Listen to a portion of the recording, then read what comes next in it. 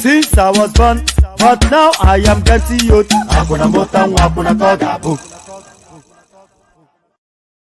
Staff sergeant na crook I dey shoot. It be like music, say na hook I dey cook. See as they laugh, they open 32. Who you see? Na Niger actors.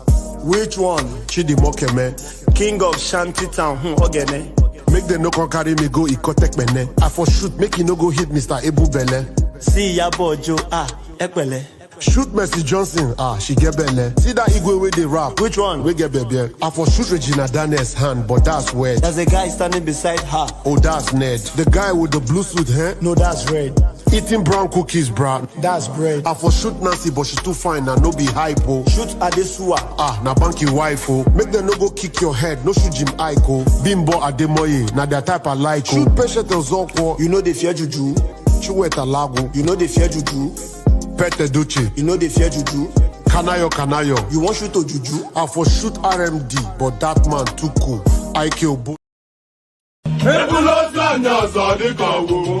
Okay now. To person between my pen. I see. I see what I want to do when you forget me. Okay. Papa, you look at me. One day, you get Mama say na one way to go. I got one more jelumba. Oh, we put it again. I got you put it on one more. I got the one day I did not buy a dog.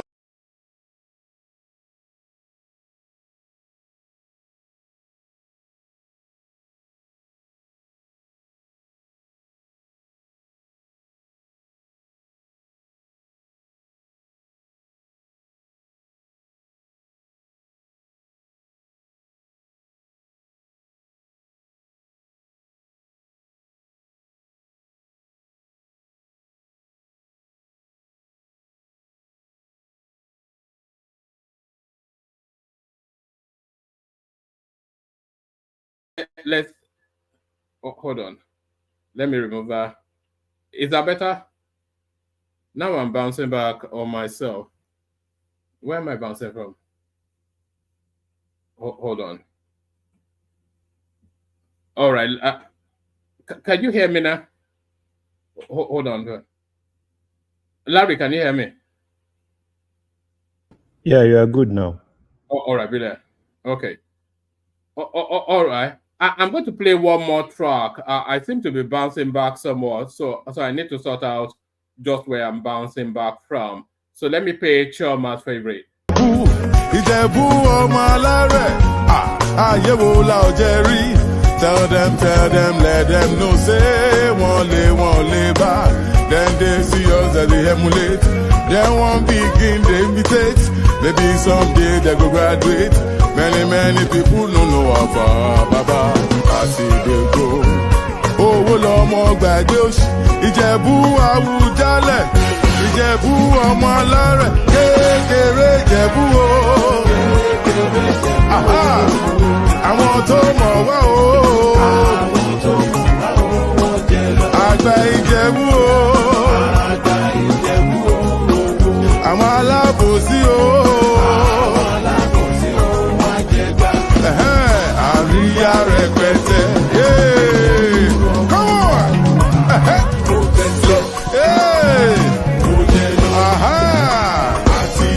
Ìjẹ̀bú jó dáadáa. Ìjẹ̀bú jayọba. We done the ball with the represent. Olówó lọmọ ṣe yóò. Ìjẹ̀bú lọmọ kò sóṣì. Ayé wo la ò jẹ rí? Tell them, let them know say wọ́n lè.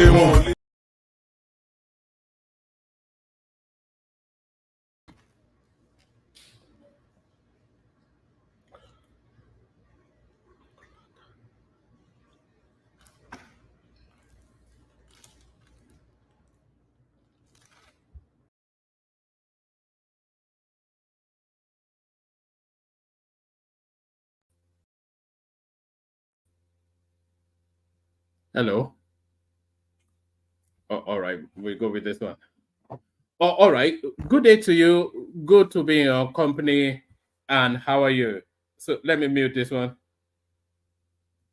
Oh, all right. Good day to you. Good to be in your company. And how are you?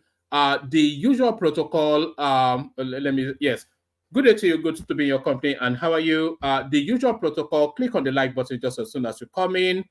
Subscribe if you're not already subscribed. And then if you want to come and join us on the screen, the hyperlink that says StreamYard invites you onto the screen. So all those things. And yes, apologies for the extremely late start. I have no anticipation that we'll be subsumed with a gushing audience of viewership. Not that we're ever subsumed, but apologies for the extremely late start. For reasons of the Edo election one, which I was monitoring on a collaborative platform that streamed it on our platform. So I was monitoring that as well as So that mainly was it. But nevertheless, we still have a session, even if it's just a shortish sort of session. So we still have a session. Good day to you. Good to be in your company. And how are you? The usual protocol, click on the like button just as soon as you come in. If you're not already subscribed, then please correct that by clicking on the subscription button. So like and subscribe, do that. And then the hyperlink that says StreamYard, if you want to come and be an active combatant, click on that hyperlink that says StreamYard. It will pop you into a studio space. Soon as I finish fleshing out the body of the talking points, I'll invite you onto the screen and engage you in conversation. So I'm not quite sure how this session is going to go because I don't have an abundance of topics and I'm starting extremely late. So we'll just have to we'll navigate it however we can. So I have one pretty much article to read, and then I've got maybe a series of video clips to play, and then that's pretty much will be that's pretty much what the topics will be, except of course the panel assembles and then that panel brings presence in terms of talking points. But so nevertheless, this essentially is just to document a session. So we document a session. So yes, click on like, click on subscribe, click on that hyperlink that says StreamYard, and then if you want to come and join us on the screen, click on that hyperlink that says StreamYard. If you want to come and join us, and then the $sign at the bottom of this of the stream as well. Actually, I'm not going to invite you to do that because it's a late start and I'm not even sure how the session is going to go. So I'm not sure if I'm justified in asking you to super chat. Maybe if we have if the session picks up a momentum, I might well invite you to do that. But there it is. Let's just kick it off. Let's kick it off and kick it off with this one. So this pretty much is going to be the main readout, and then maybe a conversation with Larry, whoever else turns up, and then we see how it goes. This is meant to be a video as well, but I'll read it out. It says, I did not come to exploit Nigerians. I came to work. So all of these narratives of corruption and personal enrichment, personal aggrandizement, all of that are being disabused by Tinubu. You can accuse him of many things, but I'm not quite sure. It's very difficult to imagine that Tinubu came into power to steal money, only because it probably stands as one of the top 5 wealthiest Nigerians there are. And Nigerians are one of the wealthiest people on this planet. So I'm not quite sure if it's the hunger for money that drove him into Aso Rock. But just to clarify any doubts, any naysayers, any sort of confused minds out there, he's decided to put this out. I did not come to exploit Nigerians. I came to work. Your president and mine, the looter from Bodilion. President Bola Tinubu has declared on Friday that he is in office not for personal gains, but to serve the nation. Emphasizing his administration's commitment to delivering tangible results, he highlighted efforts in improving infrastructure, food and energy security, education, and fostering long-term economic stability. I did not come to look for money and exploit the situation. I came to work. I asked for the votes, and Nigerians gave them to me. Tinubu stated during a meeting with the forum of former presiding officers of the National Assembly, led by former Senate President Ken Nnamani at the Aso Rock Villa in Abuja. Bayo Ononuga, the special advisor to the President on Information and Strategy, released a statement detailing the discussion titled, I did not come to look for money, I came to work, on its X handle. Pardon me. The meeting was attended by 16 former presiding officers, including former Senate presidents, speakers of the House of Representatives, and deputy leaders. Tinubu expressed gratitude for their support, urging continued unity across party lines to achieve national development goals. He acknowledged the complexities of legislative processes and nation building, asserting that Nigeria can progress through collaboration and inclusivity, regardless of past party differences and current difficulties. You still believe in me and our plans, regardless of past party differences and current difficulties. You still believe in me and our plans for this country. Thank you. No one can do this better than us. I have traveled globally and seen how developed nations achieve success through collaboration and inclusive financial structures.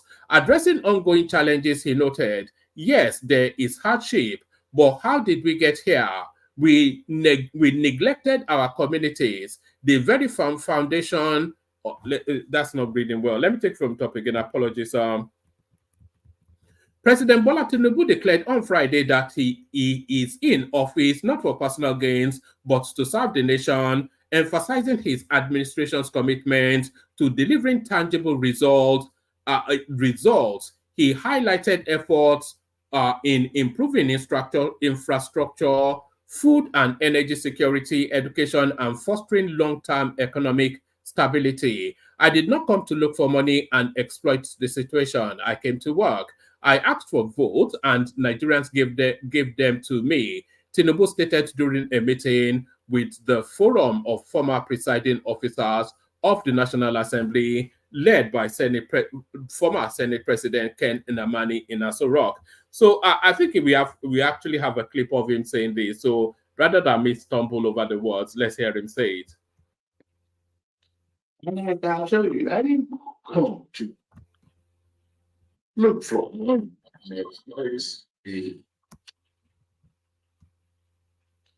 And I'll show you, I didn't come to look for one.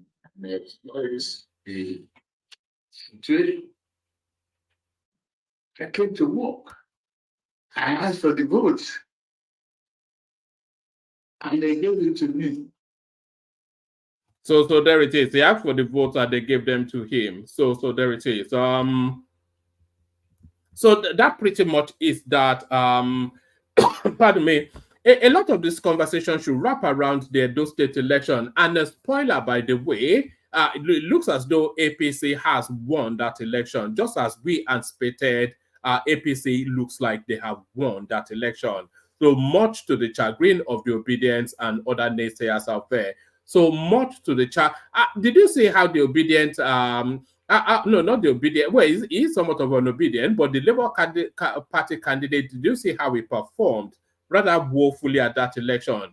I felt a little bit sorry for him, actually, because he campaigned the most, but at the first hurdle, he fell. He even lost his own polling booth, according to what's coming out. Labour parties are out of Edo governorship race. So this was very early into the results coming in. So that's just him. It's completely. It stood no chance anyway. But people thought he would take more votes from the PDP. Breaking, we are comfortably in an early lead. APC boast over Edo governorship election. So that boast, it looks as though it has come to fruition. Pardon me. It says, where is the evidence of the subsidy? So this is the continued battle it's Peter Obi doing this. I don't think we want to deal with this guy today. Let's see. Where is the evidence of the subsidy? As of today, Nigeria's debt service to revenue ratio has dropped from 97 to 60%. So I think this is in response to whatever Peter Obi was saying in this clip. So then let's listen to the clip first. Okay. You said to me, I've removed subsidy. So you don't remove something without saying what is replaced and where are we moving the money to. Okay. Okay. Okay. Okay. Okay. Okay. Okay. Okay. Okay, okay, okay, okay, okay, okay, okay.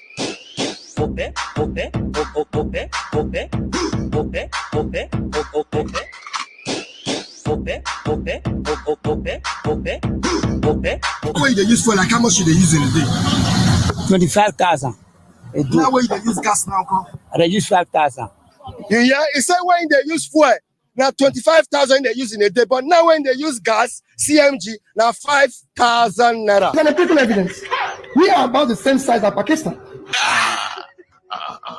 No. All right, so there it is right there. So that guy now that is fuel expense has fallen from 25,000 to 5,000 naira. I wonder if he's passing that savings on to his passengers as safe. Where is the evidence of the subsidy removal? As at today, Nigeria's debt service to revenue ratio has dropped from a delicate 97% to around 60%. So how was that paid off? It's not by magic money. It's from monies coming in and savings being made.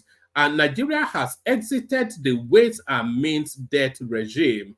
So over $6 billion of inherited forex backlog has been cleared. Majority of states and local governments have seen an increase in allocation of more than 40%. MSME grants have been awarded to millions of small entrepreneurs to support their businesses. Over 10,000 conversion kits have been distributed across the country in the first phase of the CNG initiative implementation.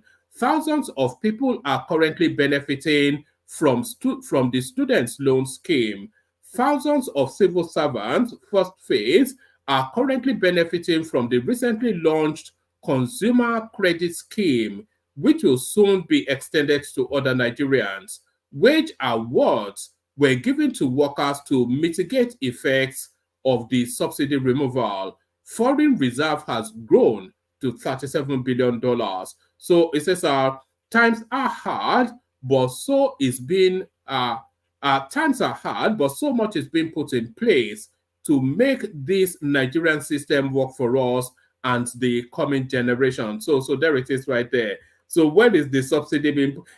I was having a conversation earlier on, and I was saying that the opposition spaces, which is essentially the obedient space, because that's the only viable opposition that we have at the moment, they're letting the government get away with a blue model, because there's no potency to the opposition. Nobody is driving anything hard. So there is just that. So there is just that. Let me play the clips that we have, and then we'll see if we have a session. Like I said, there is not much in terms of news in the cycle today. But let me play you the clips I have, and then we'll see what happens next. So now, we did have an election today. If you were living under a rock, then be aware. We had an election today, a Edo State election. So now, it was a long, hard-fought election, and it's been a long and tiring day. But the next governor of Edo State now is this man.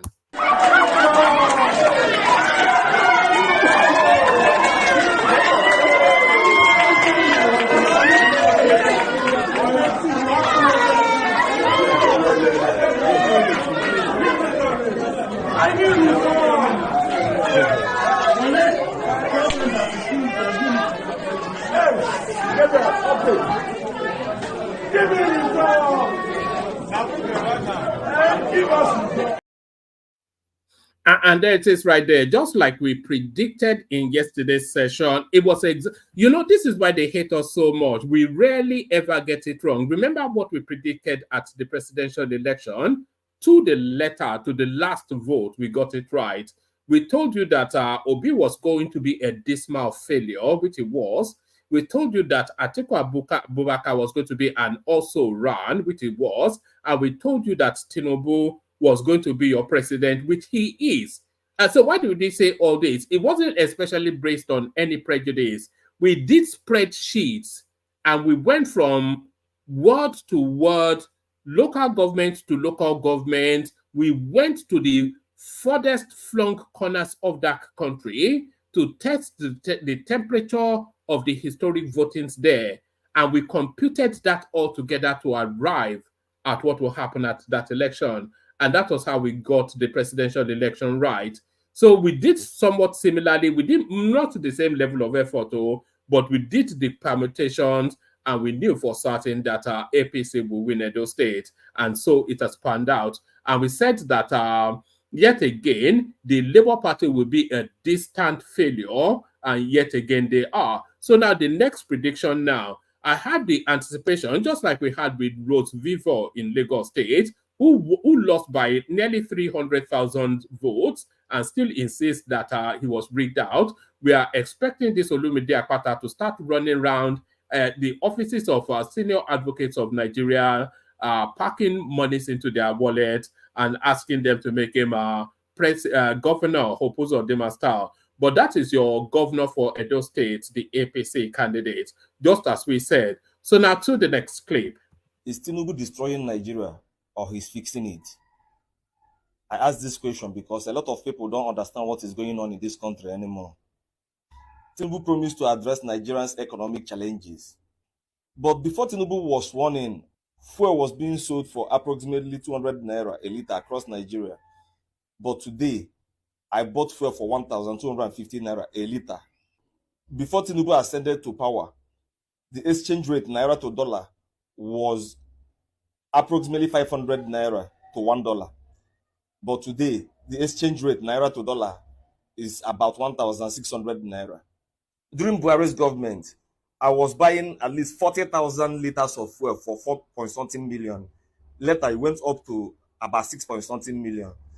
But immediately Tinubu was sworn in, 40,000 liters of fuel started selling for about 12 million something. So I could no longer afford it. I had to close down my filling station business and rented the filling station to another person.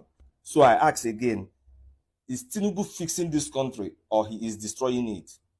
To answer this question, it is very important that one identifies the problem of this country. If you do not understand what Nigerians' problems are, you won't be able to know if the problems are being addressed or not. What am I saying? It will look as though Tinubu is destroying Nigeria instead of addressing the issues. But addressing Nigerian economic problem has implication. The implication of the removal of subsidy means that petrol price will go up. The removal of subsidy on exchange rate means that the exchange rate would go up.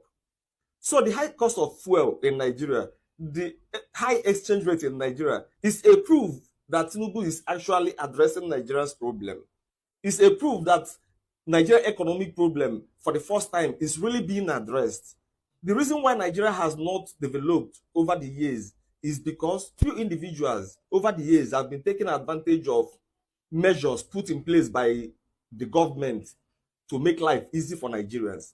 The average Nigerian have not benefited anything from this fuel subsidy. The average Nigerian has not benefited anything from the exchange rate subsidy. For so many years, Nigeria has never been realistic about the prices of petroleum products, which made it possible for corrupt individuals to hide under the cloak of subsidy and be milking this country dry. For so many years, Nigeria exchange rate has never been realistic, and few individuals have been benefiting from it. Let's take Dangote for instance.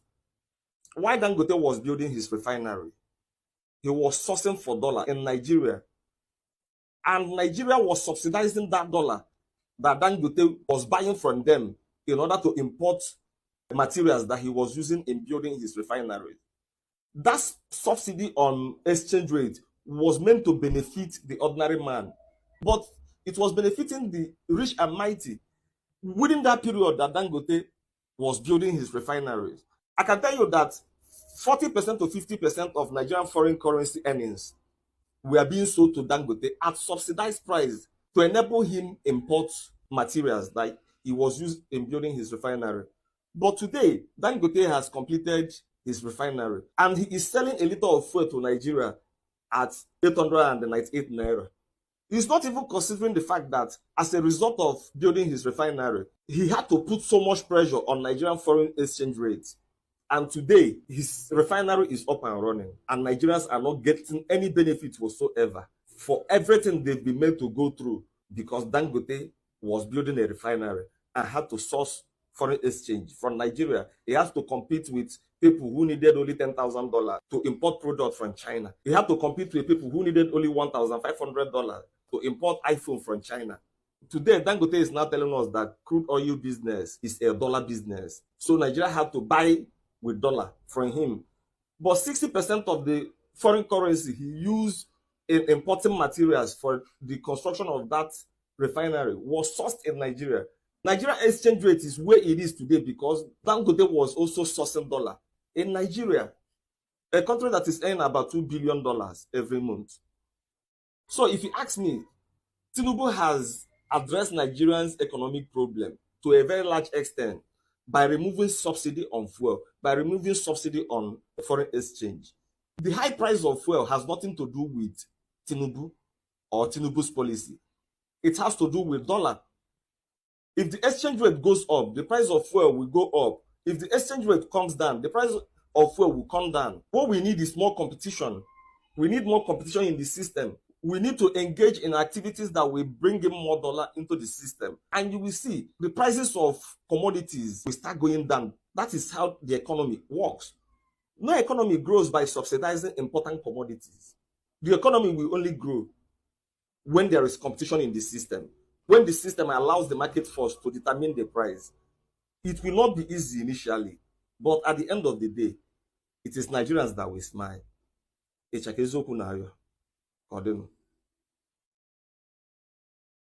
Oh, all right. So there it is, right there. Oh, hold on.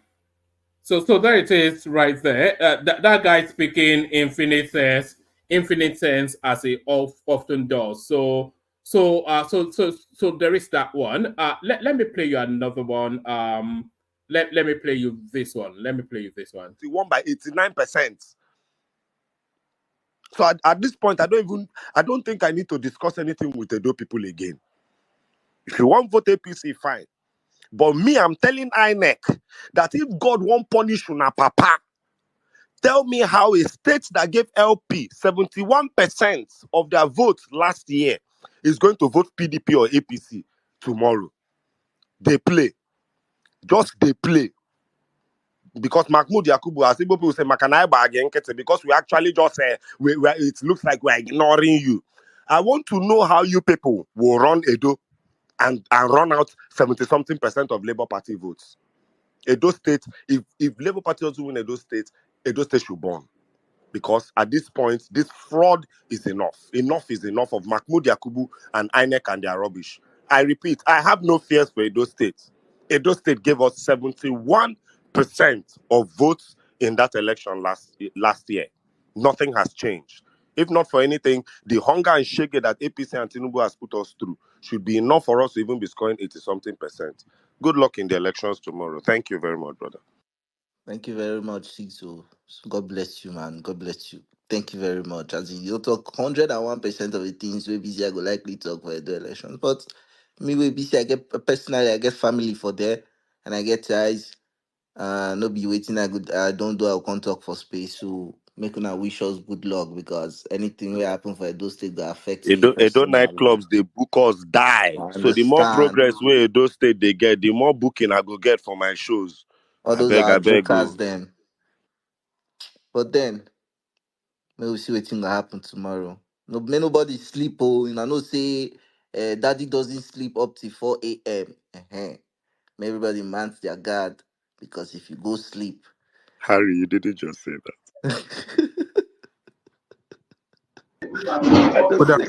I say make I The remind everybody. The enemy neither sleeps nor slumbers. Slumbers. So there it is, right there. The enemy neither sleeps nor slumbers. So there it is. So the enemy that neither sleeps nor slumbers. Let's go on from that to this one. Let's go to this one.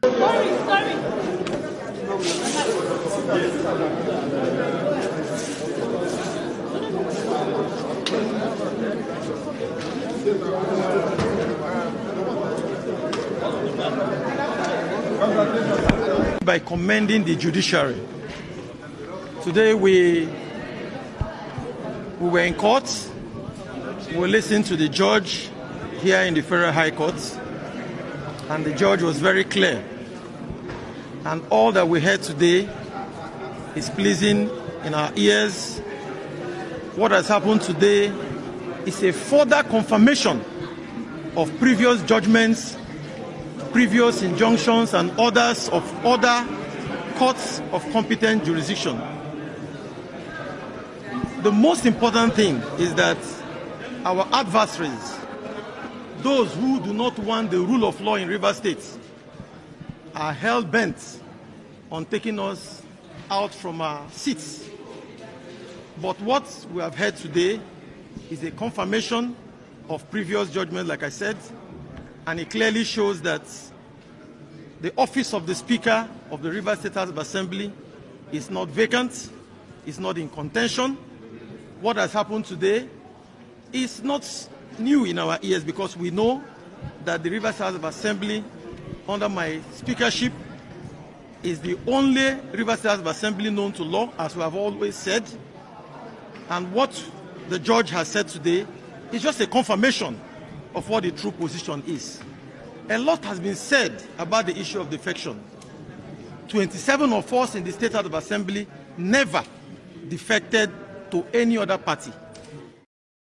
All right, so that's just a little bit of nonsense. That's just a little bit of a nonsense from Edo State. So, so let's just let's park that one. So let's go to this one. This one here. This is the deputy governor of Edo State. So they still are deputy governor of Edo State. The outgoing deputy governor of Edo State now will say Philip Chaibu, who is of the PDP. So now we know that the APC won that election. So why is it now celebrating? This is his reaction, though, to the APC victory. Today, celebrating. Now God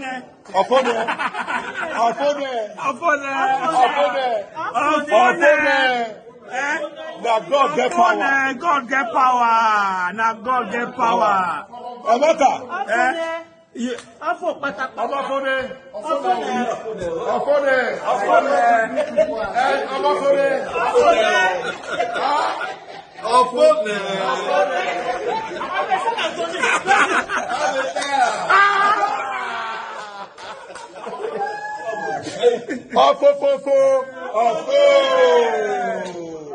Listen, you want to dance?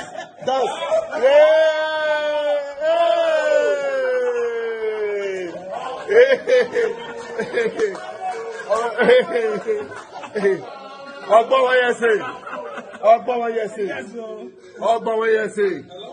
A betrayer remains a betrayer. So there it is, right there. So that's the APC deputy governor's reaction to that's the PDP deputy governor of Edo State's reaction to what is now a certain and APC victory. Let's have a bit of Chimamanda Adachi, who makes a revelation about herself. So you know her. So again, her name Chimamanda Adachi, especially emphasizing that in anticipation of what you're about to hear now. Because I made up the name. You were not named Chimamanda? No, I invented Chimamanda. I created Chimamanda. Wait. Your parents didn't name you Chimamanda? You're kidding me. No, I'm not kidding you. Is this the first time I'm hearing this? Yes, because I haven't talked about it. When did you invent this name? No, sorry. I'm sorry. This is like an aha. No, but it's true. I'm actually shook. Yep, it's true. So, and the reason I think I decided to talk about it because, you know, when we say that culture doesn't change. Yeah. Do you know how many young people in Igbo land are called Chimamanda today? There's a plethora of, I have like, off the top of my head, I can think of 6 right now who I know. There you go. So I'm wondering, so when did this happen? You don't have to It happened shortly before my first novel was published. So, I don't want to tell you this story. There's no need. You don't have to go too deep. No, because I think it's interesting because considering how popular the name is now. Yes. It's interesting to see that you actually came up with that. Yes. Because I always wondered, how did your parents in the 70s think of this cool? Because there's something very sort of the moment about the name, right? You can't imagine parents in 1977. Exactly. You know, it keeps me up at night. I'm not going to kid you. Okay, so you know what? So I was born Ngozi Grace. Your mom is Grace? My mother is Grace. Okay, my mom is Grace too, but go really? On. And so growing up, I always felt that I wasn't Grace. Grace was my mother, right? And Ngozi felt to me too common. And so even though it was the name, you know, so in primary school, I was Ngozi. And then being Catholic, one of the joys of Catholicism is you get to choose a name when you get confirmed, right? Yeah. So I thought, what name will I choose? And the priest said, it has to be the name of a saint.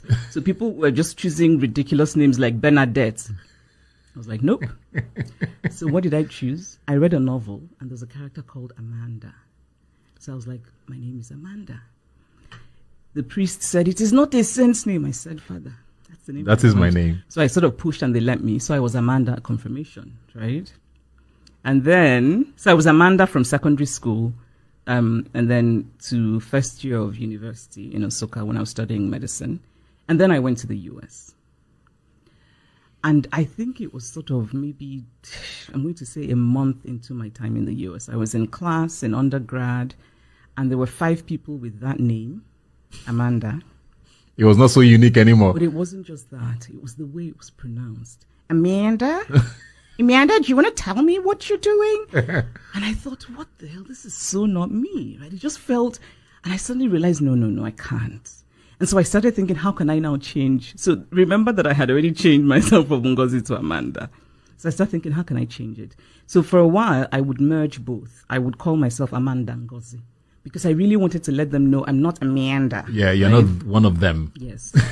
and also it was a learning experience for me, because the kind of thing you think is cool in Nigeria, suddenly I thought, this is nonsense, right? Wanting an English name is so stupid. So I'm sort of struggling with this thing, calling myself Amanda Ngozi. And then just before my novel was published, I remember thinking, and I remember exactly where I was when it came to me. And I'm not a person who's given to this kind of Pentecostal talk, but it felt like a revelation. It really did. I was in my brother's house in England, in the tiny guest room, lying on a narrow bed, thinking about my novel is going to be published. And I don't want to be introduced to the world as Amanda Adichie. Yes. And I'm sitting there thinking, and I wanted an Igbo name. But I didn't want Ngozi because I didn't feel like Ngozi. Ngozi felt too common. And Ngozi I think is a lovely name. I mean, the meaning is great. Yes. But it's so common, I didn't feel like me. And I remember just lying there and it just came to me. Chimamanda. And it helped that, and by the way, when I was thinking about a name, it wasn't, obviously I could have just picked an Igbo name, but I wanted a name that had Amanda in it. Yes. So that I wouldn't have to change my passport and because I already had this identity. I had a passport with that name. I had a driver's license with that name. I had bank accounts so it was really about me thinking, how can I hold on to this name, but then make it Igbo? I'm so blown away by this entire story. And I'm also quite relieved because I just kept thinking, you're wondering why your parents did not come up with a name for you. And my father, God bless him, once some years ago, somebody was saying to him, Prof, that name is such a fine name. How did you come up with it? My father, who is just like he's a congenital truth teller, starts saying, no, we did not. And I was like, Daddy, don't tell them. Don't reveal this. And I'll tell you why. The reason I didn't want to talk about it, and I'm only talking about it now because I've actually decided to write about it, is because I wanted to give it time to have its own legitimacy. Yeah. Had I started talking about it very early on, it would have been very easy to dismiss, right? But in some ways, it feels it's legitimate now because half of the kids being born in Igbo land have been named Chimamanda. So honestly, I'm impressed. So whoever says that we cannot change culture, we can.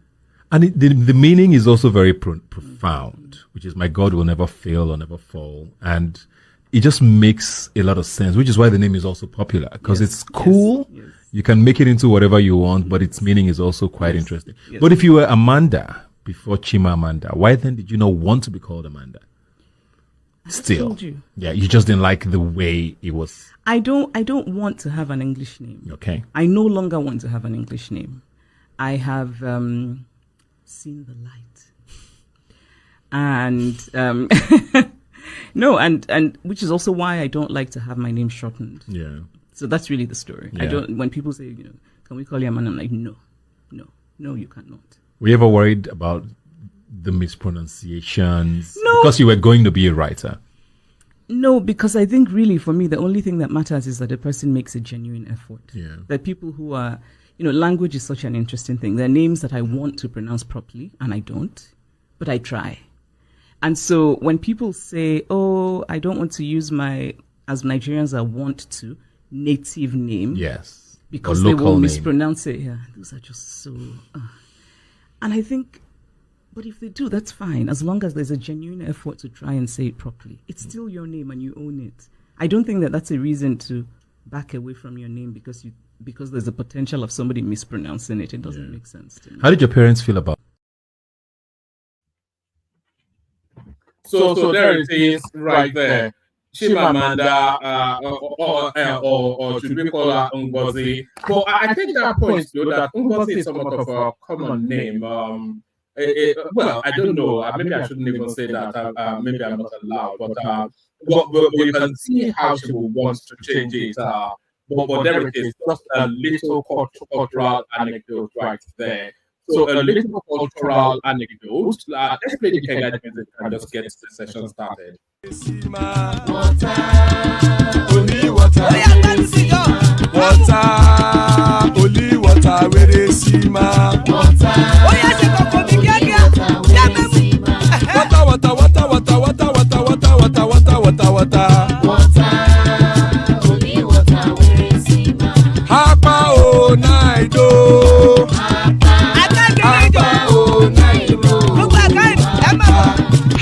You don't come home.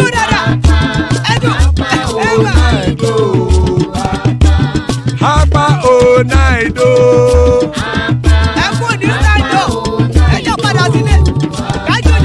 Oro kẹ̀kẹ́ ẹlẹ́mù yé o.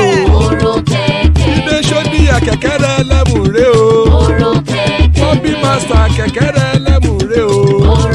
Chief Waila ti kẹ̀kẹ́ ẹlẹ́mù re o. Erukulele ẹlẹ́mùdé. Erukulele ẹgbẹ́ ẹlẹ́mùdódò jàre o. Erukulele Ghana ti dé ẹgbẹ́ bọ́dì o. Ọmọ ẹlẹ́yẹ ẹyẹ o ó dilé o. Odúyẹ̀lá ẹyẹ o ó dilé o. Petro Sọ́nàmẹ̀ ẹyẹ o ó dilé o. Petro Sọ́dúnkẹ́ ẹyẹ rẹ̀ ó dilé o. Ẹlẹ́kọ̀ ọ̀run mú ìní o.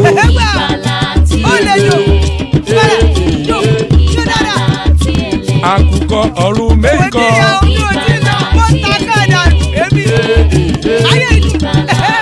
Ikú kò ní ríwà gbéṣe o.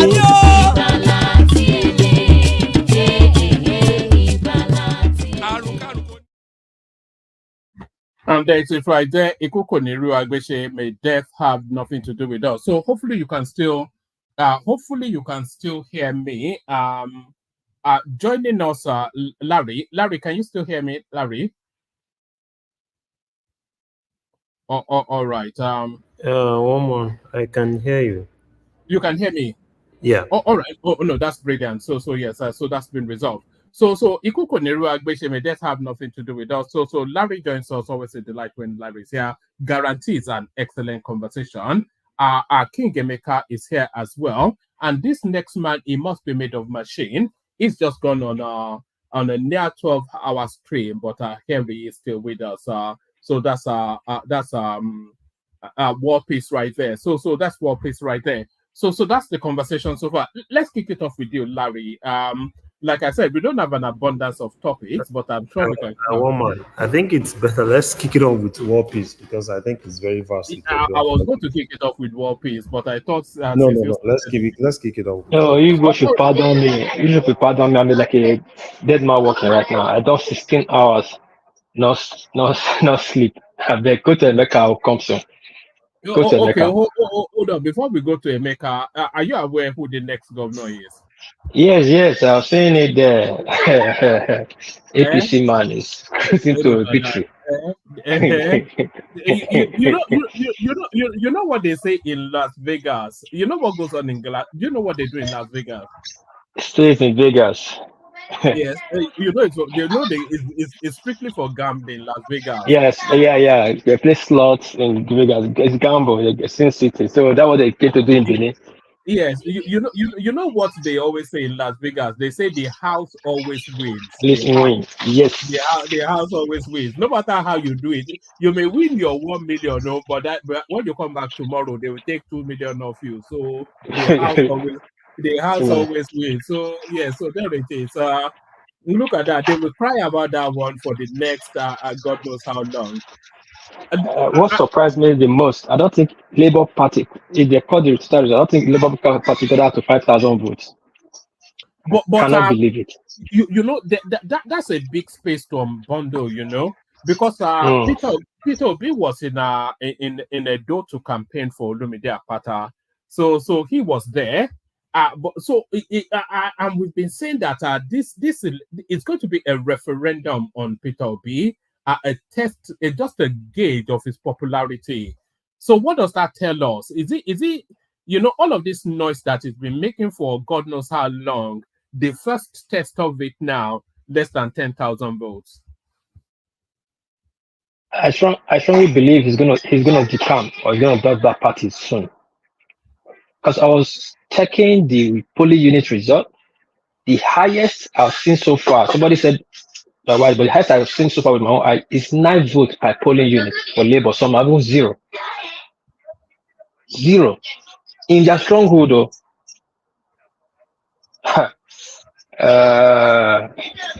Well, but there was a lot of money changed hands though, according to what they and they didn't have the money, of course. Yes. Yeah, they spent money, and Labour tried to, but they didn't have the money, like you said. But PDP and APC spent a lot of money. They spent a lot of money. And well, let's wait for the final result. But though the IREB from the situation from the IREB situation room is looking that APC have took the day, but let's just wait for the final result. I mean, let UK's cousins come out and read the result. And you know there are a lot of governors and big wing in Benin. Akpabio is in Benin. Kadoje is in Benin as we speak. More than 10 governors, other political wings. So it's like Benin was a do or die battle for APC. You they know, really meant it. There's a lot more going on than a do election in Benin. That election is a referendum. Tinubu will spin it as a referendum on the Tinubu administration. It's an election to test just how people feel about him. It's a referendum on the people being narrative, and also it's a test for Ganduje. So this is the first election that is running as that party chairman. So there's a lot of people, and it's also a test. What's that? Ganduje did Kogi now. Did he win it? Yeah, he won Kogi now. All right. Well, we're there again. So it's only the price same. But it's actually a test for Sure Mole as well, Adam, for Sure Mole. So he regains his power base back. A lot. The retest is Anambra. The retest is Anambra. But APC already pulled out from Anambra now. Is Anambra, is it off cycle? When is that? Yeah, next year. Next year. That was next cycle. Next year. But Anambra already pulled out. I think 4 months from now. APC already pulled out from the Anambra gubernatorial. Yeah, candidate anyway. The candidate have already pulled out. I don't know if the party has pulled out. No, APC did not pull out of Anambra. The candidates pulled out, but I don't know if the party pulled out. They were trying to use, I think APC were trying to use that guy that is late. That senator that moved to APC from YPP. Uba, yes. Uba. They were trying to use Uba, right? And now that Uba is gone. So probably they Uba was the only person for now that could have changed the tide, because Uba really have fans. Because he even come from, I think, was it from PDP that he came and went to YPP and won as a senator? No, I'm not sure Uba has always been a YPP person. Oh, did he win on that YPP? I thought he came and won YPP. He won with YPP. Has always been winning on his own without PDP or APC. Yeah, that was trying to say he has his own force, and that was the only place that could give Africa and Soludo case for their. I think what will happen in that Anambra, I think it's going to be more of alignment. They might just leave that place for Soludo. But since Uba is gone, and they will leave for Soludo because Uba was only threat there before. Yeah. And if Uba didn't pass on, Uba would have took that position from Soludo, or would that be that? It would have been no, they would have took, because he already defected to APC. He would have the federal might, and could have been a different story. The election, that would be the major referendum for Peter Obi, because it's going to be Soludo versus Peter Obi in Anambra. So it now depends on the candidate that Labour Party wants to present. Probably they might actually present there's this guy that's been following Labour Party that was formerly in PDP, I think he lost the last PDP gubernatorial election. He moved to APC. He moved to Labour Party. He's been with Peter Obi. I used to know him. I think at the point he was working in Transcorp. He was with Transcorp. So I think they might actually use that guy. He was the former PDP gubernatorial candidate. So it's going to be more of probably Peter Obi versus Soludo in Anambra. And APC might pitch their tent with, they may pitch their tent with Abga.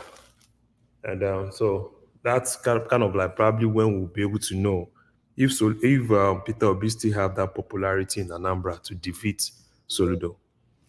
But as it stands, I don't think they have any popularity to defeat Soludo, because Anambra is naturally Apuga. I think the Apuga goes.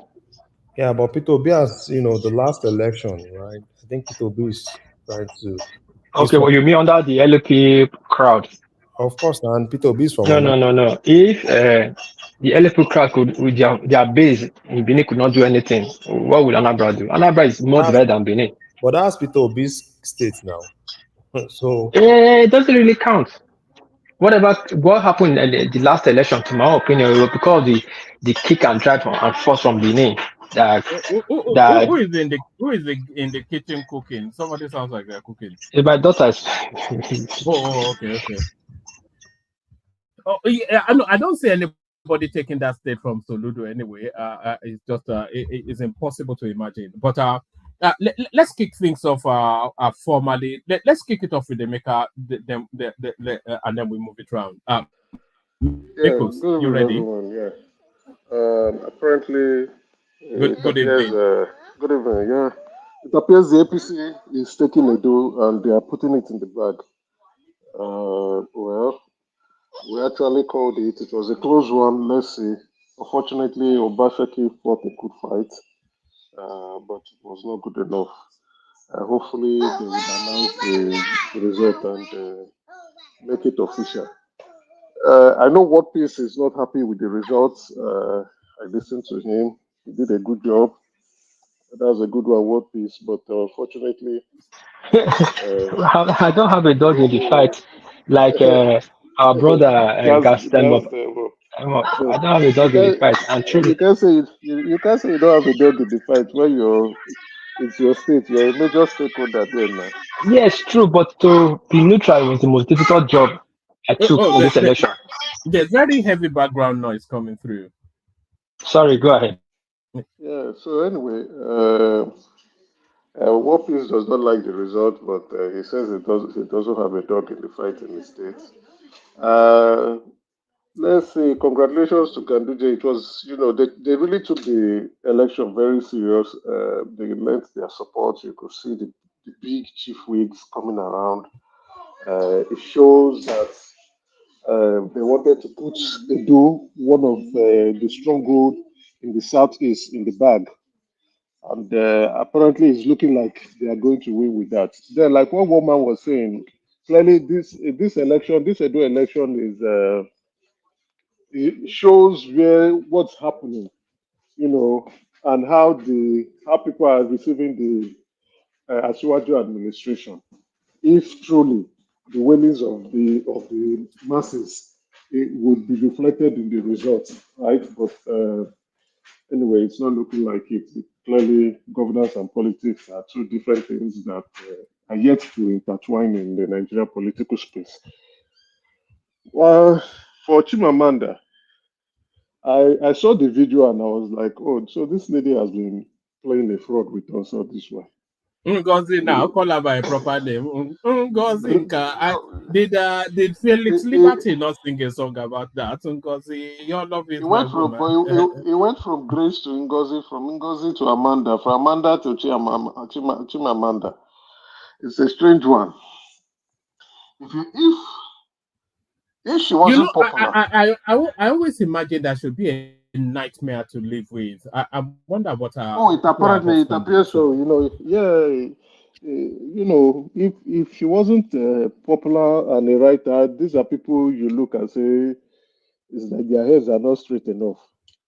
You know, for someone who's confused about the kind of name to answer, you could see all the liberalism in her viewpoint. She wanted to answer Amanda. She wants to sound white. And then when the white people pronounced it, she didn't like it. She didn't want to be Grace. Neither does she wants to be Ngozi, which is a very beautiful name. Now she decided to completely release the name. Is she right in concluding that that the name is a bit common? Isn't Ngozi regarded as somewhat of a village name in the East? Is it like? No, not at all. Though Ngozi is a common name, right? But it's a beautiful It's not name. a posh name now. Is it a posh name, Ngozi? For someone who is always fighting for Igbo identity, I think she would have just taken Ngozi and move on. That's the name they gave to her. When she was in Nigeria, the confusion with such people with such kind of mindsets. They want to, like you are saying, oh, I don't want to answer Ngozi. It sounds local. You understand? She grew up in Nsukka, in the camp. I think lecturers or residents in Nsukka. So she didn't want to answer it because apparently, a lot of people answer Ngozi. Neither does she want to answer Grace. And then she said, okay, let me take Amanda. Even when, as Catholic confirmation, she would have picked something else. She said, let me take Amanda. Even when Amanda is not related to a saint name. And only for her to come again to change it. It sounds like someone who's just very confused. Very confused. If you ask me, very confused. Stick with an identity and roll with it. But, well, apparently, she has told us what her mind is, and these are the kind of people obedient listen to who are writing to Joe Biden for political opinions. My brother, good evening. One man, I'm only here for 5 minutes. Good evening, everyone. One man, can you? Good evening, yeah. I'm only here to mock you and your British people tonight. Did you see what happened to your boy, right? Got knocked out. Oh God, I can't bear it. No. You have to bear it because all these British just stick to your soccer and leave real men's sport. And all these British folks. So you saw what happened to him. I've told you this guy is not that good. Sorry, the guy that beat him, the guy that beat him. He's also British, right? He's also British. Well, there you are. The point is he lost. Don't try to mess up my beauty lap. That's the point. Joshua and all this. No, but he exposed his face. He's not that good. I think he should just retire. Honestly speaking, for him to, it's getting out of hand, and he's losing that. How will I put it? He can't take a point. Visibility. He can't take a point. He has a very weak jaw. And with this boy beating him now, with this boy beating him now, everybody will just be knocking him out now, Honestly, and the boy is younger. Is very young. Quite very young. Boy is very young. You know what? You know who does that boy remind you of? Reminds me of nobody. Does he not have a bit of Mike Tyson about him? That boy. He's more of like no. He's bigger than Mike Tyson. I know, but stylistically and in terms of the way, it's more of a Buster Douglas to me. I mean, I don't see Tyson. Yeah, he reminds me of the one who punched AJ on the face. He has because he's very good with the counter punch, right? It's just. I think the moment that fat boy beat Joshua, remember that Spanish the fat boy. That's when he lost his invincibility. That's whatever it is that he had. That's when he lost it. I think where does it go from here, though? I mean, where does it go from here? I don't think he should fight again because his next fight is almost certain that they will beat him again in the next fight. I'm just sure of that, The guy just beat him up like a child, I'm just happy because I know one man is a big fan of AJ. I had to come here and just rub it in his face. Thank you. I wanted him to beat that boy only because I wanted to see that Tyson AJ fight. But I don't think there's I don't You think don't there's even- any point in You there's care any about his point in health. it Come anymore. on. You care about his health. I mean, come on. If he's struggling with this No, one, Tyson is not a puncher now. Tyson is not Tyson is well, not he will boycotting kill in AJ now. yeah. I mean, look at me. Come on. No, honestly, the time he would have fought Tyson is way back. Fighting him now won't be too interesting anymore. If you ask me, he has lost that touch. He should just move on. You know, this fight just confirms that he's lost it. Even if you are, well, I think he's He looking for a looks scared. rematch. He looks scared. Did you think that he looks? Yep. There was he looked Yep. scared at some He point. didn't look convinced. Yeah.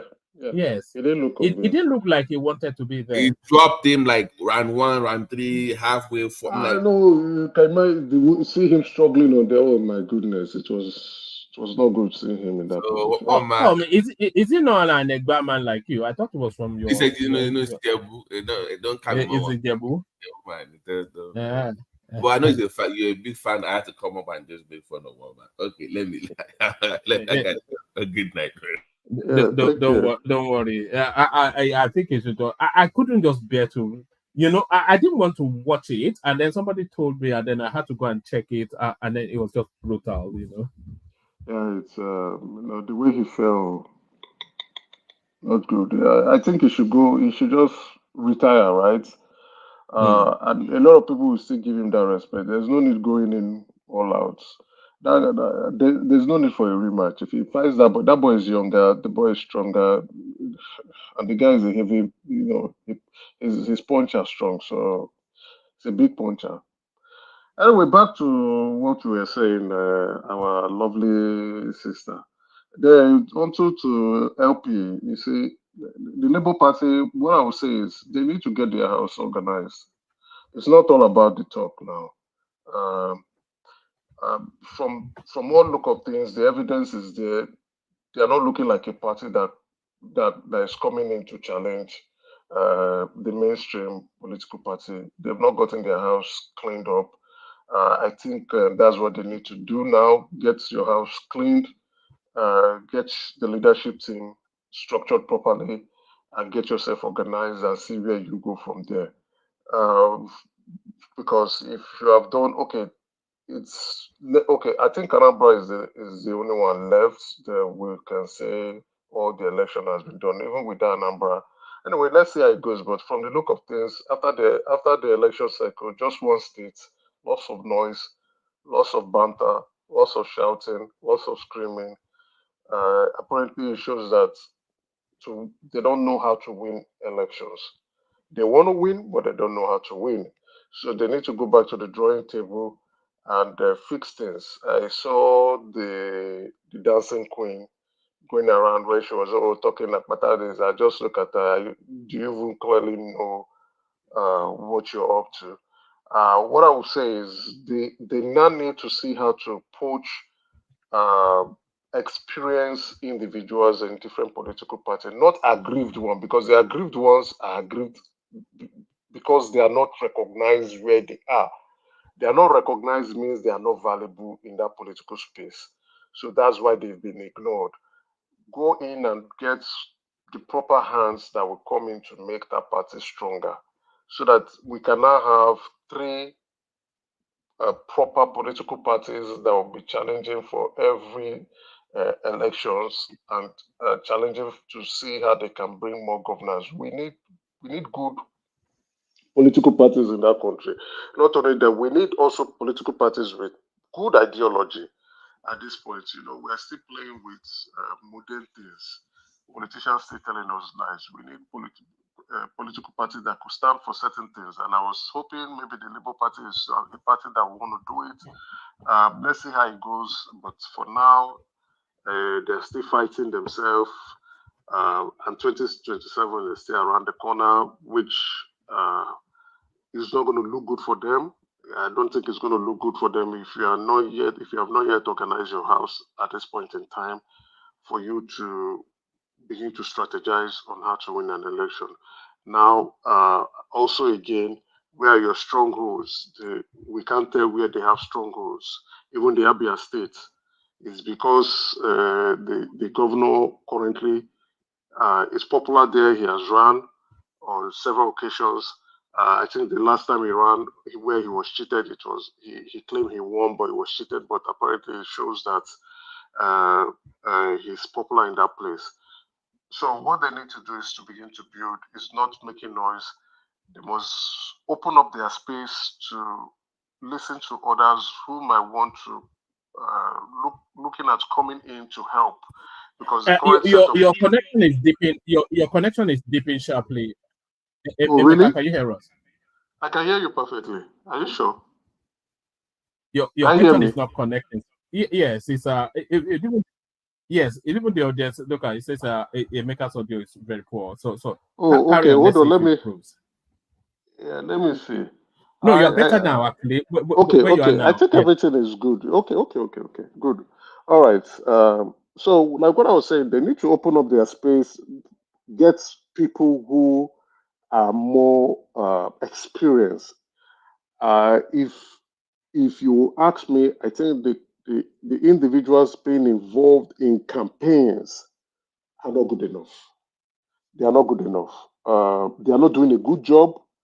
They are not, which means they are not passing the message across properly. They are not putting up proper good strategy. They don't know how to win. Let's just call a spade a spade. They don't know how to win. In that respect, they need to look for people who know how to win and leave out aggrieved politicians who are leaving their party to come join them. They must exclude those people out. Asha Yusufu is not a proper strategist in terms of, I think she's a very confusing individual, if you ask me. And if an Obi is looking at trying to improve on his numbers, or he should get rid of her. She's not the kind of individual that will that will help you meet your objective. Get rid of Asha Yusufu, get rid of Tanko. Those people are not people who know how to win an election. Begin to look at those who work with other political parties who have won election in the past and see how to convince them to join you, come with fresh ideas, new ways of doing things. And the noise going on social media, I think that noise needs to reduce because elections are not held on social media. It's a shame that Apata was going to channels that was telling them, saying Tunde had not conducted the poll and he was winning on that poll. And then what's his name? His friend in Arise conducted the poll and was winning. That does not translate to proper election in the country. And then for him to say that on a national television shows that he himself does not even appreciate what he's doing. Because number one, when you're mentioning a Tunde Ednot, a social media influencer, conducting a poll on his own, that poll, you should know that poll might not, a lot of Edo people might not may not be included I in heard that him poll. say. I heard him say that. I thought it was absolutely ridiculous thing to say that. It's social media influencer is not something that you are hinging your Clearly, electoral hopes on. Yeah. I listened to it and I was like, does this guy understand Nigeria politics properly? Even if maybe you might be popular on social media, right? Which is okay, which is fine. Uh, uh, it doesn't translate to the real results. So for you to use that as a basis or a premise of you gaining grounds in an election is in Nigeria. Clearly, he's out of touch. And if his team is using that as a campaign strategy or to a conviction for themselves that they are going to do well, where the result has shown, the result is speaking for itself. And maybe he has a different view. Then again, it's now who is around him. And time again on this platform, we have discussed, we have brainstormed, we've even abused ourselves. But clearly, we are right on the money, and we have said that Labour Party do not know how to win an election. They need to go and sit down. I think the main problem they are having is um, they have, they arrived on the block too quickly, too soon, and they became bigger than their own expectation. They can't handle it. So the realization of them becoming big, because let's call a spade a spade. Now we can say they are sort of a contender now as a political party. Yet they are not still mainstream because the result is not showing that. But the appeal is there. They are yet to convert that appeal to reality, and they don't know how to go about it. They are still confused about their strategy and their principles. That's why they are fighting themselves and stealing money. They are also still confused about. Do you think Peter Obi should come away from he should step back from the front line for just for a period of time? I think so. If you ask Because it's been campaigning, it's been campaigning aggressively since that elections. Ended. There's not one day that it's not out there campaigning, if we are looking at this Edo results, which is a referendum on Peter Obi, somewhat, we cannot escape that. And what the people are saying essentially is just tone it down, just cool it off. You know, a bit like Atiku, disappear for a moment. 18 months towards the elections, just be throwing the occasional jibes at the government. Don't everything you run commentaries, run your mouth on any and everything, and then you get caught out. So just ease off, go and cool off, take a holiday. 18 months to the election, come out again and start to do your feed. But I don't know, man. Woman, I think you said it very well. You understand? It's just like a shiny suit, where you wear a shiny suit for so long, and every time the suit begins to wear off. Right? He's everywhere and nowhere at the same time. He's all in our faces, all on social media, expressing his opinion on a consistent basis. He's everywhere and at the same time nowhere. Like you have said, yes, it's a statement. The Edo State election is a statement that his influence is waning out and dying. His popularity is going off. That's the shine is rubbing off. If if you let's be honest, what has that what has what how can he be able to translate that result? It's not working. It's really not working. So, like you have said, he should take a back seat, appear when it is needed, express an opinion when it is wanted, and then or only show your face on special occasions. And people will begin to see, have that mystique around you because it's dying off. Have that mystique. So when you are gracing an occasion, a lot of people will remember, oh, P2B, and they're all happy to have you around. Don't be everywhere at the same time, and then you are nowhere too.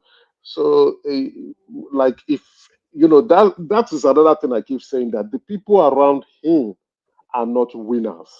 The people around him do not understand the political terrain. The people around him are Confucianists, and they are the same people giving him the advice that is pushing him around to do what he's doing, and it's not working.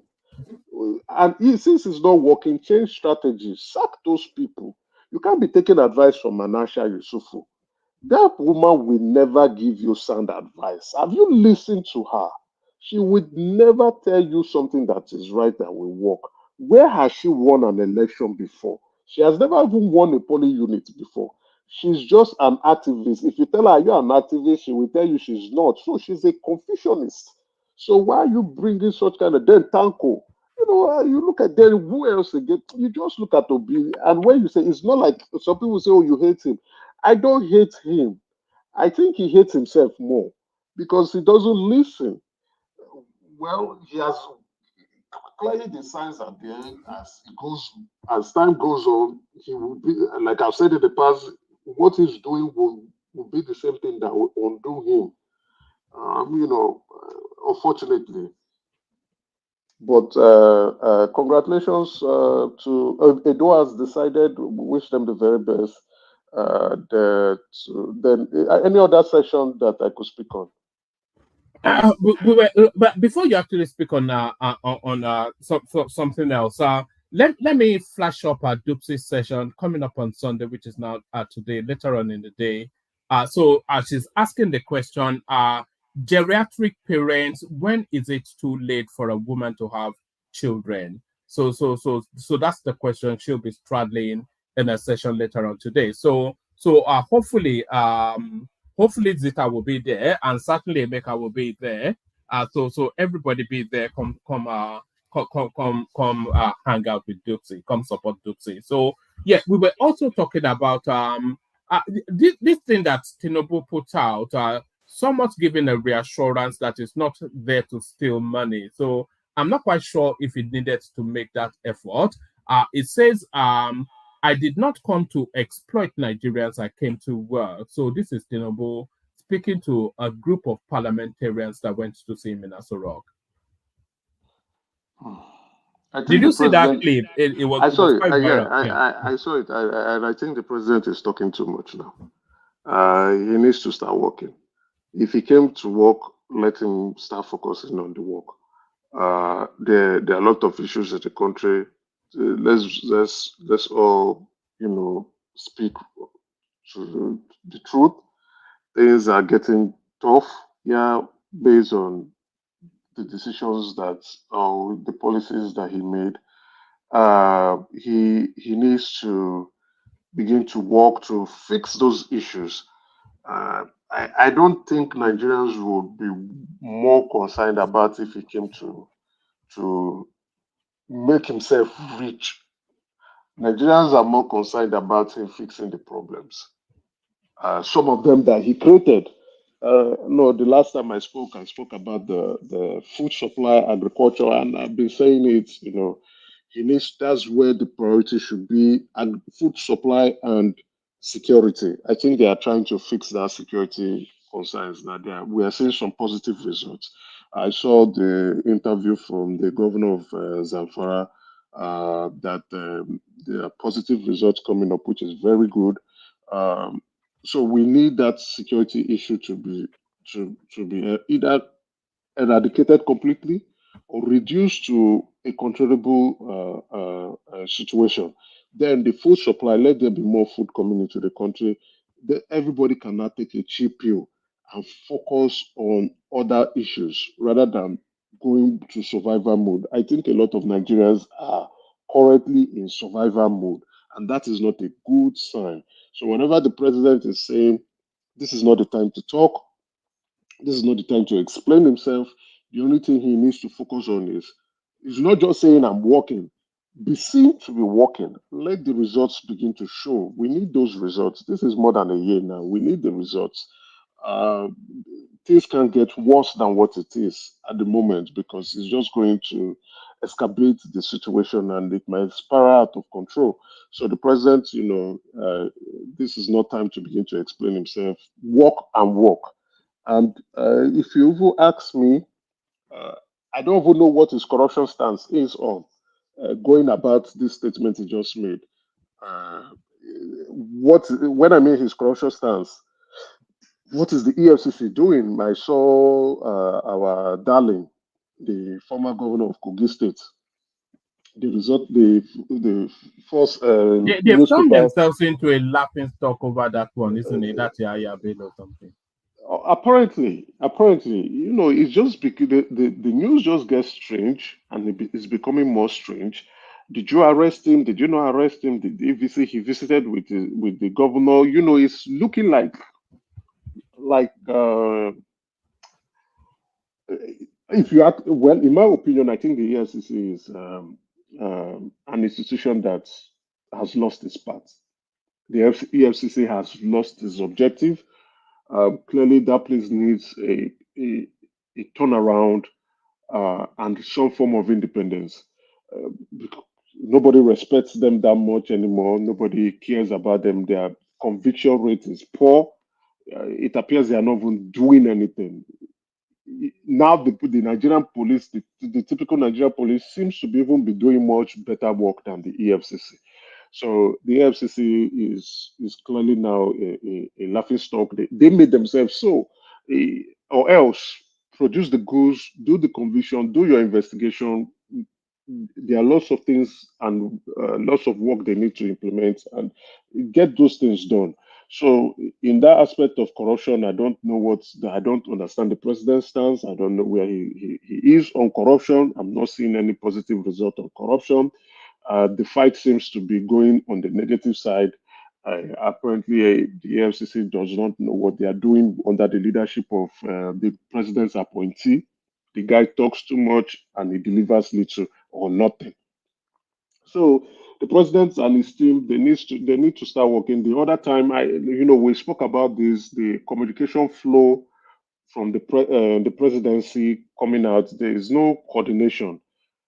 At some point, we heard that the CBN governor has resigned. The president sacked him, or no, was it not that, or that? I mean, sorry, the cybersecurity levy was reintroduced. The cybersecurity levy was not reintroduced. The president has asked the CBN governor to resign. The presidency did not ask the CBN governor to resign. A lot of mixed-up situation going on within the presidency. There needs to be a proper coordination of communication flowing in and flowing out of that space. I think the presidency and his team, they need to do the right thing on that aspect. But overall, teams, if you ask me, it appears like the things want to take shape, right? Like we are trying to gear up for an economic improvement.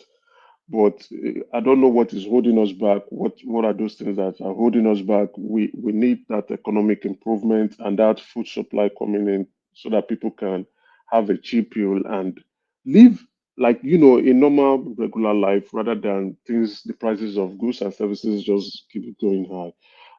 In my opinion, the president needs a lot of work to do. I think he's not.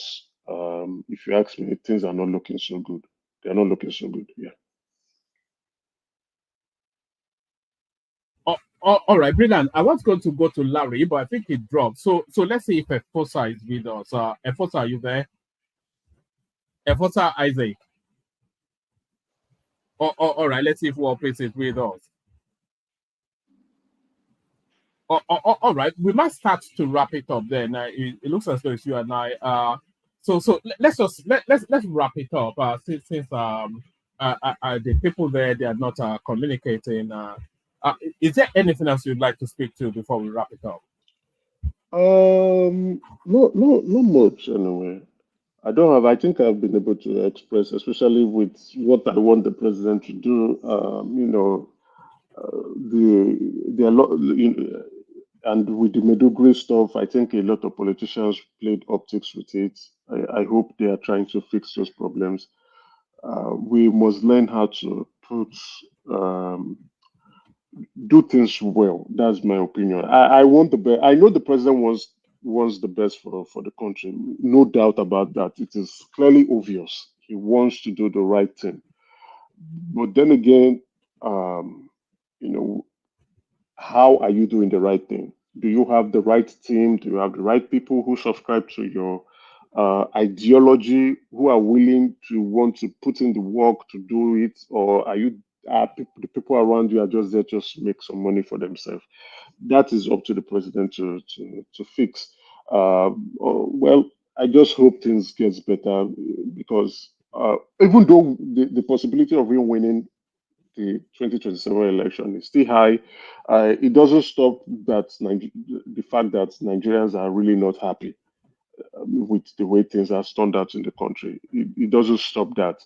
So there are things, even with what NNPCL and Dangote, a lot of mess, a lot of saboteurs everywhere. But we just hope for the country to just get to a point, that things can begin to look like we're out of the darkness. For now, it's not looking good. The president needs to buckle up with his team and start to work. So that's all I can speak. Oh, all right, brilliant. So thank you, Emeka. So that's essentially Dewale, we were just about to shut it down, So Dewale, speak to us a little bit, and then we'll see how it goes. I heard you. That's why I came in. So I was following the news in the afternoon, but I was a particular when those afternoon guys were wrapping up their show, I heard them talking about the PDP was the one leading, but hearing you saying the APC now kind of confused me. Maybe you clarify that for me. Well, that's just the result that has come in. In Yoruba land, they say "Igbeyin lalayo nta." So it depends on where the results are coming in from. So if the results, the early results seem to have been coming in from spaces that were favorable to the PDP, so that gave them a false sense of hope. But at the end, when we got to the 90-something% of the results coming in, it was in fact a comfortable win for the APC. So there it is. Tinubu wins again. So the war room of APC was the one that you showed the video earlier, jubilating, right? Yes, that's the situation room of the APC. Oh, okay. Well, I mean, they must have had their full soldiers on ground to give them the real result and all that, other than the one on the IRF. But anyway, you guys were criticizing Labour Party. What were you guys expecting? That the Labour Party would have put wonders up? I never for once expect that Labour Party.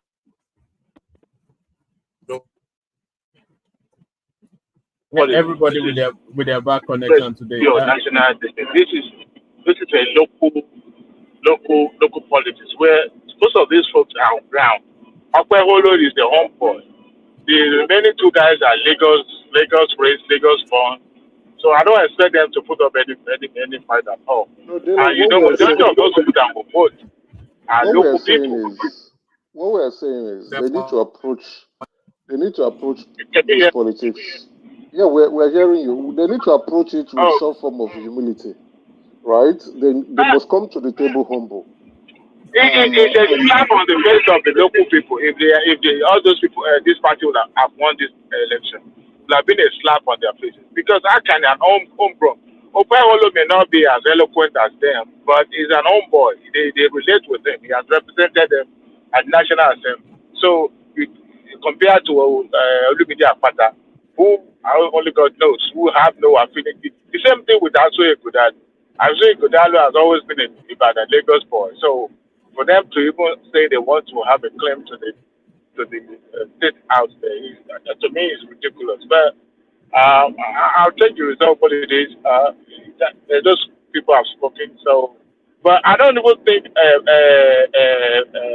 Emeka, I heard what you're saying about Labour Party that they should have to go and rejig.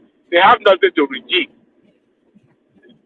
Nationally, that party is they have no apparatus to win in any form shape.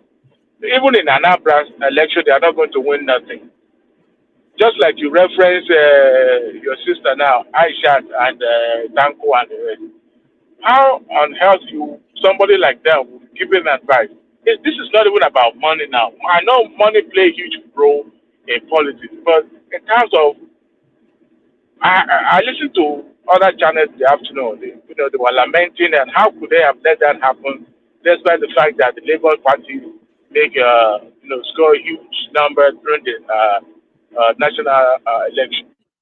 And I said, look, a party that is regional in its nature, a party that is one lopsided in its hierarchy, a party that decided to follow their own rule, not to do what is generally accepted. You don't expect them to win election.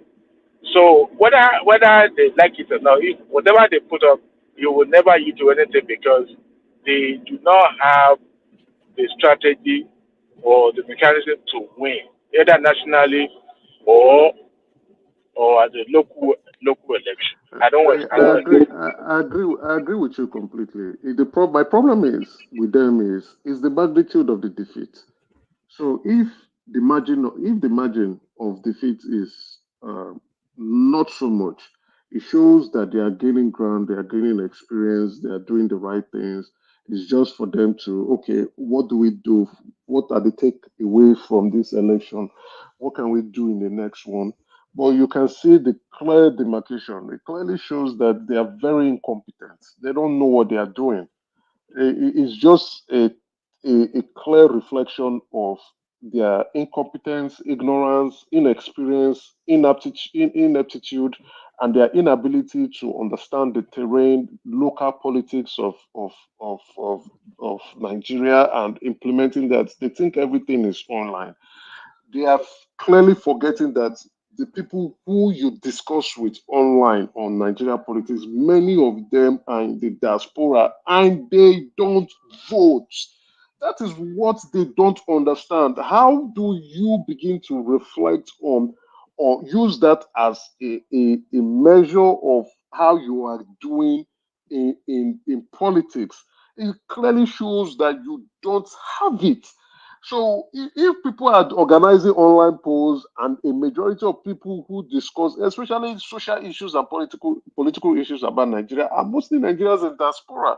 They are the ones who can afford internet services in the first place. Number one, they are the ones you understand. So why will you use that as a yardstick to begin to gauge how you are gaining grounds politically in politics?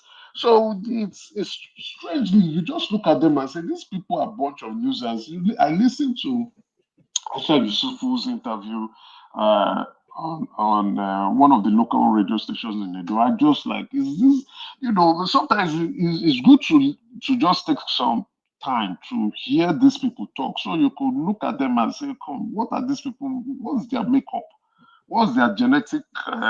What do they think? What makes them reason the way they reason? And I'm like, I said, if Obi continues to have this woman around him, he's going nowhere. He needs to change this set of people. They don't have it. It's not say politics. Yes, you can be emotional about it, but that does not translate to results. If the Labour Party first, the infighting has to end. They have to sort themselves out. They need to get themselves wrong. That's the first thing they need to do. Come out as a united party, sort the leadership issue completely. Whoever is going to be the chairman or the NEC or whoever, they need to sort that out as quick as possible. And then But put the Emeka, yeah. they can't give what they don't have. You remember that the party was already in existence before Obi decided to go and branch with them and take the context under their party. So now, for him to influence who becomes the leader of that party, he's been more or less hijacking the party from there, and they won't let that happen because that is the cash cow to some of those founding members or those who still remain as the pioneer member of that party. So Obi himself influenced his emergence as a presidential candidate by perhaps influencing them maybe financially or one way or the other. So there's never a way that he will be able to, influence the leadership of that party. So I agree with what you are saying. That's why I said they need to sort that leadership out. Whether it's reconciliation, whether it's a hijack, whatever it is, the Labour Party boss, the infighting, the in-house struggling needs to end if they are going to make headway. I'm just giving an advice. That's just all I'm doing. So if they are going to make any headway, they need to sort that out quickly, as quick as possible. They need to also try to get individuals that are good, not these people coming out and dancing everywhere, using it to pursue their personal clout and selfish interests. They must discard those individuals. We truly, Nigeria deserve another political party, a strong one, right? Yes, winning will take time, but we need that extra voice coming into the pool so that, yes, if you don't like APC, you don't like PDP, you might want to lean put your tents in LP if you like what they are saying. But what I'm saying in essence, my conclusion on this is that the result so far in the election, apart from Obi winning 6 million, in the states, right, does not translate to anything. You can't look at that result and assess if Labour Party is doing well or is going to do well. You can't look at a local government to say this is Labour Party stronghold. You can't look at a geopolitical zone and say, okay, this is Labour Party stronghold. Even Abia State, you can't do that with Abia State because that man there is already popular in Abia State. He just needed the political vehicle to go in and try to that will qualify him for the election. So, in essence, the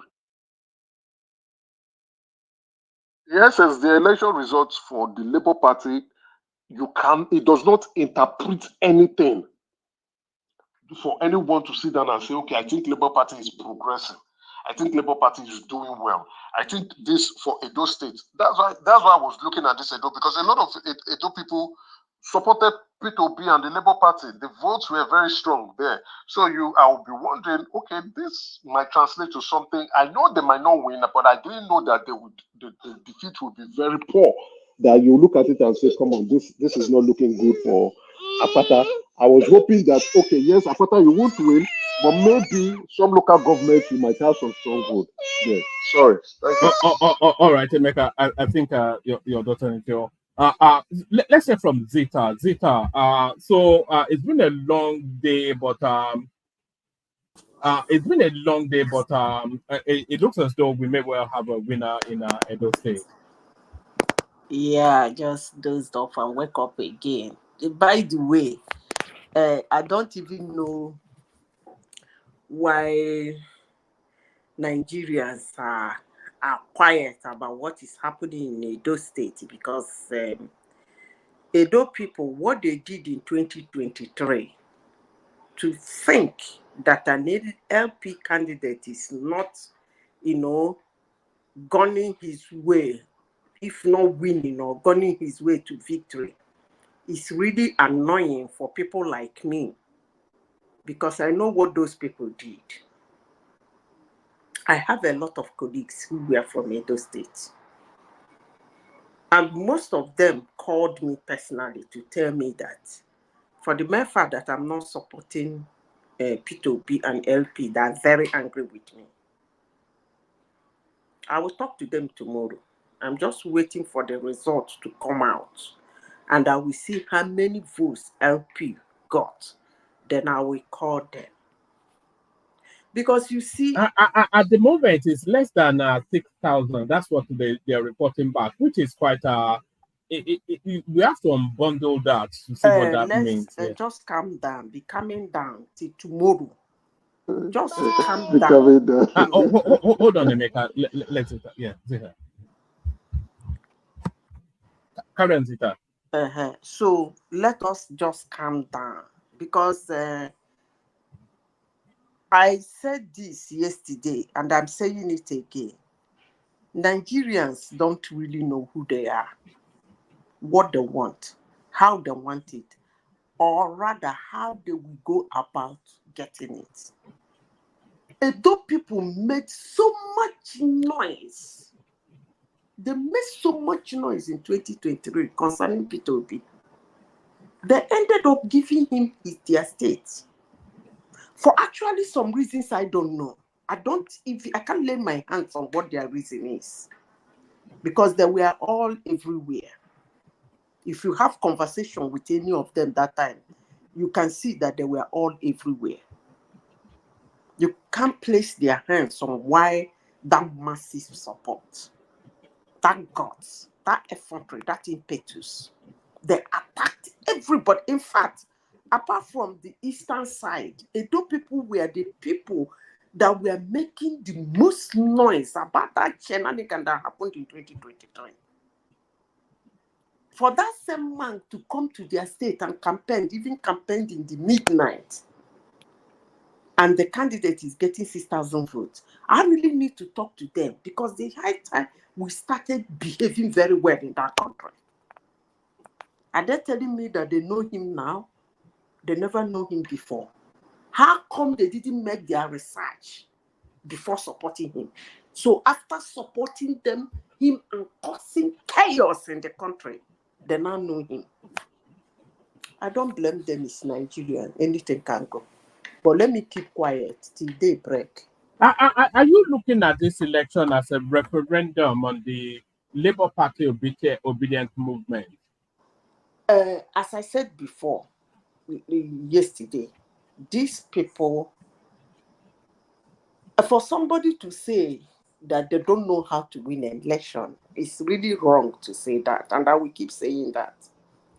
Labour Party has won an election in Nigeria before. At least they've won a state. And this time around, on those states, yes. Yes, and this time around, they won a state too. And if you look at the people, and actually the person that Edo people or Nigerians that claim that he's a young breed, he won the election twice in Anambra State. So it's wrong for anybody to say they don't know how to win an election. But the question should be, do they really want to win an election? Or they are looking for a forum to cause chaos in the country? I will keep saying this. Like me, hate me, I don't care. Because the way they behave, the way they talk to people, the way they act, even in their party, does not really show signs of people who wants to win an election. So why are they still together? That's the question Nigerians should be asking. The way these people are talking, the way they are behaving, the way they are acting, the way they are relating to Nigerians, is it actually the way somebody who wants to win an election behaves? If they truly want to win an election, but actually they don't know how to win it, the way they are behaving, does that lead to somebody who wants to win an election but doesn't know how to win it? That's the question Nigerians should be asking them. And I am really, really, really, to be honest with you, from the depth of my heart, I'm really angry with Edo people. If actually the result I'm seeing, friends and relations are sending to me in some polling units, they don't win anything. A lot of their thing, it was in single digits. A lot of it, because I was listening to what Peter do. His anytime he brought up a result, their result often in single digits. You know, so I don't know, man. And to be fair, that guy campaigned quite a lot. Olumide Apata. That is what I am saying now, and his principal came to campaign with him. That's what I'm saying. And Edo people were actually the people that helped the Easterners disturb this country. They disturbed Nigeria. Later, all over, some of them opened all manner of blog. They're abusing people, cursing Nigerians, cursing people, abusing people, hating people. And today, that Apata guy is not really a bad guy, if I may say. Not really that he's a terrible candidate. So why did they choose him? And he's from their town. He's an Edoma. You know, there was never any real chance that he was going to win that election. But what I was looking out for was how well he did. You know, that would then tell me where that Labour Party narrative, where that journey is. You know, because yes, I was just looking for a strong showing. I knew it was going. I think we all knew it was going to come third, and a distant he's third. Not gonna win. But it's just a categorical failure. That's yes. I know he's not gonna win. I agree. But what I am saying, I never knew he's going to lose like this. So what is that noise, Edo people? I was thinking it's going to be a heavy competition. So what was Edo people doing in 2023? That is the question people should be asking Edo people. What were they? What was their problem? Because LP winning Edo State is that their man called Peter Obi will be closer to them, right? Because they wanted him as the president of Nigeria. Making his candidate that he came to campaign in Edo State a governor means bringing him closer to them. I mean, from time to time, you'll be coming. You get my point? So why didn't Edo people do that? You see, one man, you see, now I just shut up my mouth. Might keep quiet. Yes, Let me leave it between me and my friends from Edo. When the result come out, let them make it official. Then me and them go pata. Oh, wahala. It's been quite a spectacle actually because the elections were bought. They will say they don't have money, all of these things, but still, anyway, let the results do come out. But what we're looking at is not is a. I think they have to re-strategize on how they are pursuing politics. One Yes, man says they you are have to funny. yeah, Re-strategize how now? well, it's clearly not working now. All this, we cannot continue like this sort of any You, and everything. We cannot continue. you All these don't, silly things that they are doing. Yeah. you don't get people's empathy and love and care and followership by being bitter about everything. Majority of humans are scared of bitterness. Consciously, unconsciously, we don't like it. We might be bitter ourselves, but we don't want to deal with somebody who is bitter. Not even when the person is extremely bitter. Nobody wants to deal with that. Already it's a chaotic world. So why would you want to hang yourself around with people who are extremely bitter? Who doesn't want to hear another opinion? Even when you are with them, but they do something or say something, you call them out and say, hey, you shouldn't do this. Hey! Automatically you become an enemy. Not let alone when you don't support them, automatically every word that comes from your mouth irritates them. By the way, where are all of them in your platform? Your platform seems to be empty today. What's going on? I don't know. I think people are Madam, being. you came to fight them. You came to fight them. Is that what? You came to fight them. Actually, I'm not really. I don't really fight anybody, but I wanted to hear what they have to say because as I'm talking now, I want them to abuse me, You as know, you if I say. were in their position, I won't turn up tonight, though, because the result is not good. It's a lot of noise making that does not translate into outcomes. So it's a shameful one. I knew it was a lot of noise making. I also knew from the one that there were a little minority that is so loud. And thank God to INEC, one of the free and fairest election Nigeria has ever had, to make a third candidate get a lot of vote. Normally it's 200,000, 100,000. Even the man that did not contest, I remember in 2015 came third. So it's either the two major parties, then a third candidate that will get 100 and something thousand votes. But because of the improvement, the third candidate have to get some votes, at least something reasonable.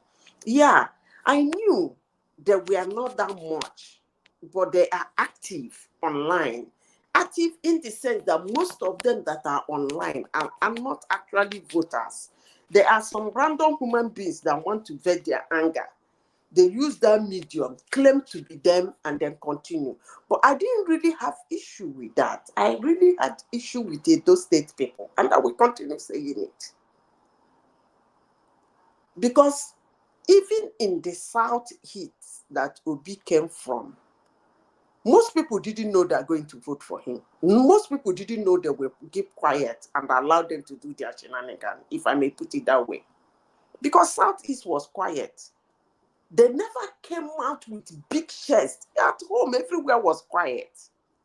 But what Edo people did, I won't say anything until that result come out tomorrow or next tomorrow. On Tuesday, probably. I think the result will be out tomorrow. Yeah. It's a bad outcome. If Obi and the Labour Party should go hide their head in shame. Is not if that result is out less than 10,000 votes. No, it's not good. Because I was even saying that Edo people love him very much. This one he has gone there now. What he's going to do is to pull out vote from PDP. to give to a Labour Party to win, to move the party a lot. He's not going to win, but I just felt he's going to take a lot of party away, a lot of votes, away. But for him to, I don't want to talk. Let the result come out first. All right. All right. I wanted to wrap it. I wanted to wrap it up. I Just give me think, like, yeah. You give me like 5 minutes. Yeah. Well, maybe 2 minutes, and then we wrap it up. Yeah.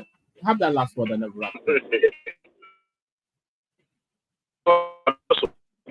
We can't even hear you. We can't hear you, man. All right. No, we can't hear. Oh, Lord of mercy.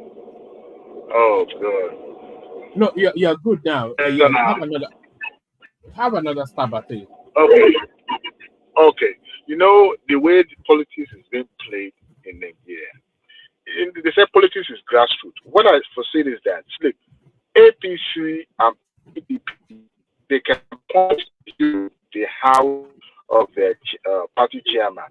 The same way with the APC. If anything happens today, they can point to, you know, this is where